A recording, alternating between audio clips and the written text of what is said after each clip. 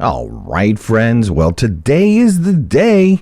Megatech is going to be released today. This is OneLastMidnight, and I'm bringing you all the information about Megatech. Here's the first question. Do I need to start a new save? Absolutely not. You can start in with any save that you possibly have. But if you don't have a save, maybe you've been away from the game for a while, the Midnight Crew has put together a save file for you that you can jump right into Megatech. We'll talk more about that save file later. For now, let's go ahead and get into what you can expect when you get the Megatech DLC and what's free for those of you who don't buy the DLC. System announced in August of this year a new expansion to Astroneer called Megatech. It's a paid DLC. It's going to cost about $10 US. And it introduces a whole barrage of very large building structures that you can create inside of Astroneer with a purpose. These structures allow you to do really cool stuff, like allow you to transport resources from one planet to another planet, which is something that the Astroneer community has been asking for a very long time. Yay, system error. All these Megatech buildings seems like they can be automated, and so it adds on, in addition to the automation process, something else, another purpose for automation and for the resources that you're gathering inside of Astroneer.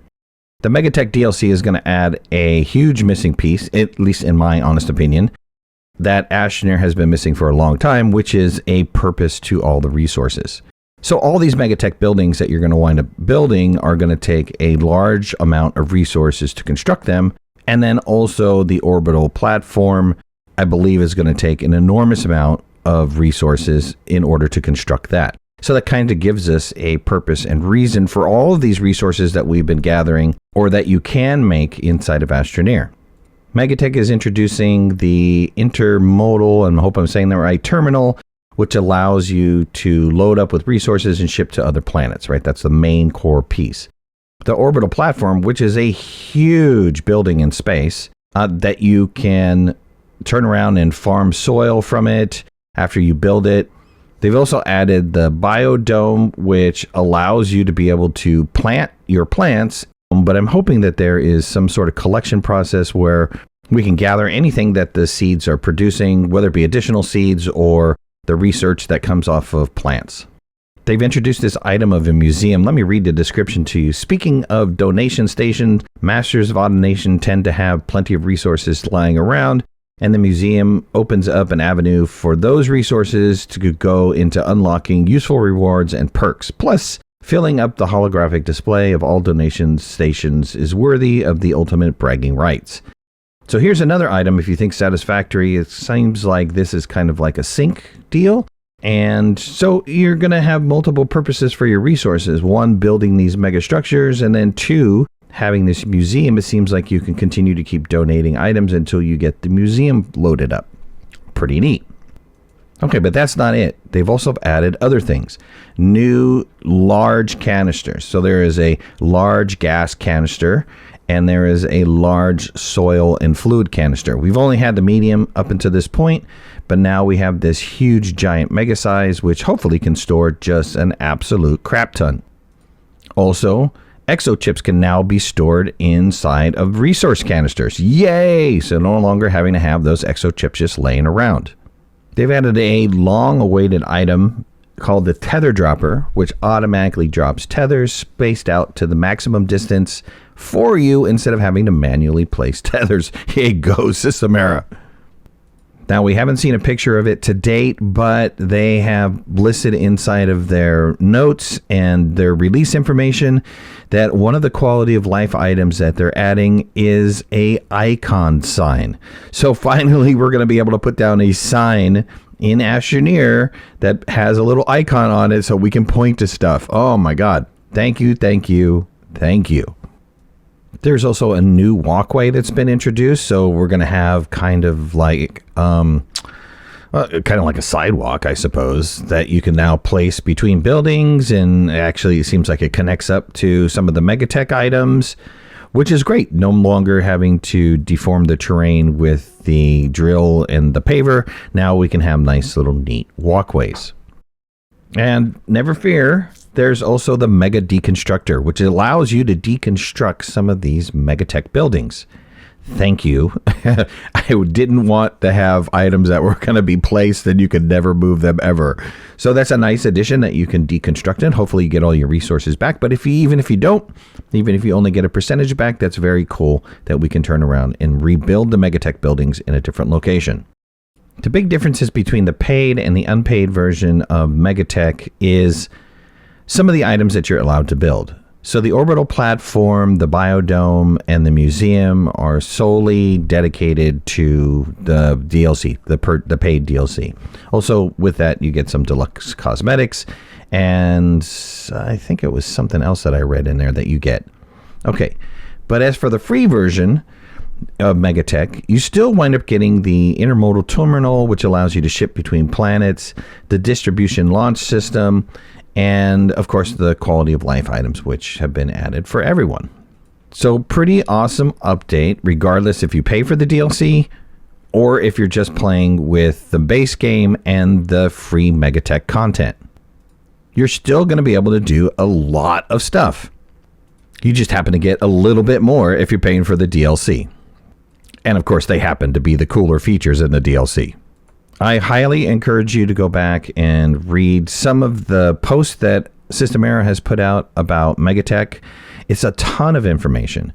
And if you're really new to the automation concept, because Megatech leans pretty heavily on automation, they've even given you some basic kind of automation knowledge with these little mini projects that they have written out and show you step by step on how to configure and construct inside of the news posts that have been about Megatech. I'll leave all those links in the description below so you can jump to those right away and just start reading about them. There are a few restrictions to getting into the DLC. Now, I did say you can use any save file, and that's 100% true. But if you are just coming in on a fresh save, you need to go through a progression of missions in order to unlock Megatech. And it's twofold. You have to unlock 2 parts of missions in order to get the full Megatech content. For the beginning, very simple. For the museum, you need to complete Take a Bite and Where We Go Sampling. These are very simple items, gain 2,000 bytes, and find and use 10 research samples. These can be done very quickly in the beginning of a new save. The other 2 missions that you need to complete, in which are more of a mid-game kind of missions, but there's Rubber Stamp, which you need to go and start up the logistics depot and do some of that quest. And then also Material Matters, which is print a chemistry station and create some rubber or plastic. The latter one being the easier of the 2, right? It's going to be less involved. Just go get that chemistry lab built. Now, thinking with all of you guys in mind, and because I have kind of been away from Astroneer as well for a little while, the Midnight crew and myself have been working hard to give you guys a fresh save, that was in quotes, that'll get you started in Megatech. So what it has on it is a base on every planet. Most of the major resources already have extractors on it. Some of them have trains going to it. All these bases are in various states, but I wanted to give the community the ability to be able to get into a save that's not overly cluttered and just start maybe enjoying the Megatech stuff without having to do too much. So some of the missions have been taken care of. I think we started the Galastropod missions. The train missions have been completed up until the point where that was needed as a requirement for some of the Megatech buildings. And there's various amounts of automation. They tend to be on the lower side so that we didn't confuse anybody with too many complicated automated buildings.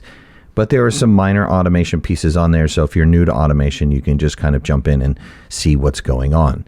Now, since we didn't have signs, there's no instructions to this. So load up the save file.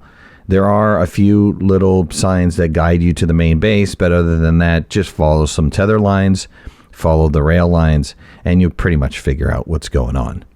And I wanted to give a huge shout out to people that were involved in helping create this save file. We had Alex Kidd, Ben, Deliberately Bad Advice, Galeno, Misfit, Haunted, and Ron LaFlemme.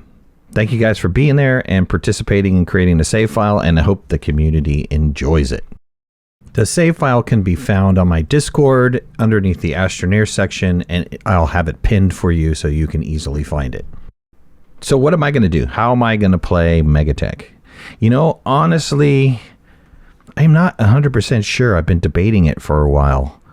Yeah, I have the save file. That is the save file I am going to start with. That's the one I'm giving to the community. But I think, and they had mentioned this in one of their posts, that maybe you should start in creative mode first and kind of get an idea of where you're going to place some of the buildings and how you're going to place it. I almost like that idea. I like the concept of just getting a little bit familiar with everything that's going on in Megatech and then jumping into the save. Now, luckily, the save that's being distributed is easy to reproduce. I mean, it's you drop this save file into your save folder, and then you can start a new game from it, and it'll just create a new instance of it and preserve the original save file. So it's not like you're overwriting the save file. So I'm thinking maybe just jump into creative mode in that save file, mess around with the research catalog, see what's been added, and see how large some of these buildings are, and then kind of get a plan for how I want to do the base, and then jump back into the regular save, and then just start from there and start working towards building up some of these pieces. I don't know. I think that's the way that I'm going to go. At any rate, I'm hugely excited for the DLC that's coming out today. You'll see me streaming a lot of this in the next coming days. And of course, I'll be putting out a whole new batch of Megatech related helpful guides so that you can see what you can do with Megatech and how to use it. I appreciate you being here and watching the video. If you haven't already, hit that like button. If you're not a subscriber, please subscribe. Would love to have you in the community. And you want to follow me on any of your social media, you can find the links in the description below. And make sure to hit that notification bell. That way you know when I go live and when I post new videos. I'll talk to you all later, and I'll see you in the live streams. All right. Bye-bye.